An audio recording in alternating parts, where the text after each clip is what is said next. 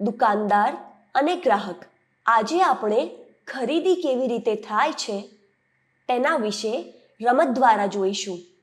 ચાલો ખરીદીની રમત રમીએ. બાળકોમાંથી એક બાળકને દુકાનદાર બનાવીશું. તેની પાસેથી આપણે વસ્તુઓ ખરીદવાની છે. એક બાળક બેંકવાળો બનશે. તેની પાસેથી આપણે છૂટા પૈસા મેળવીશું.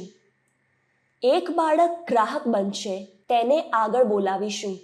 સ્વયંસેવક તેને 43 રૂપિયા આપશે.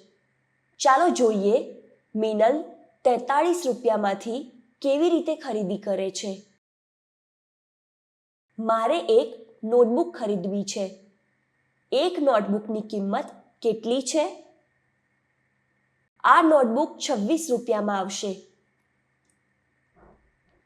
મારી પાસે 10ની 4 નોટ અને એક-એકની 3 નોટ એટલે કે 43 રૂપિયા છે.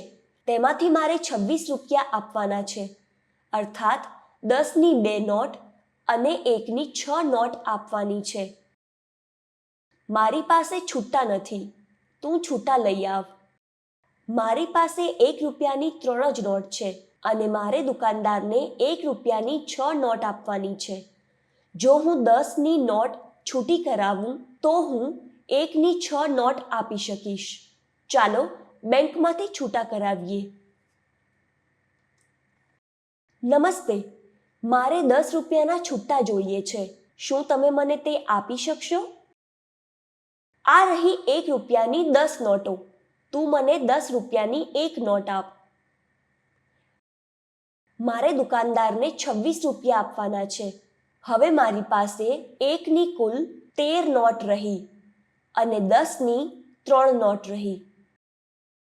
હવે 1 રૂપિયાની 13 નોટમાંથી 6 નોટ દુકાનદારને આપી તો મારી પાસે 1 રૂપિયાની 7 નોટ રહી અને 3 10ની નોટોમાંથી 2 નોટ આપું છું તો મારી પાસે 10ની 1 નોટ રહે છે. આ લે તારી નોટબુક.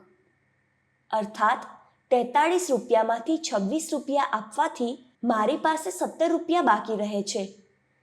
તમે પણ જુદી જુદી સંખ્યા લઈને આ રમત જરૂરથી રમી જુઓ.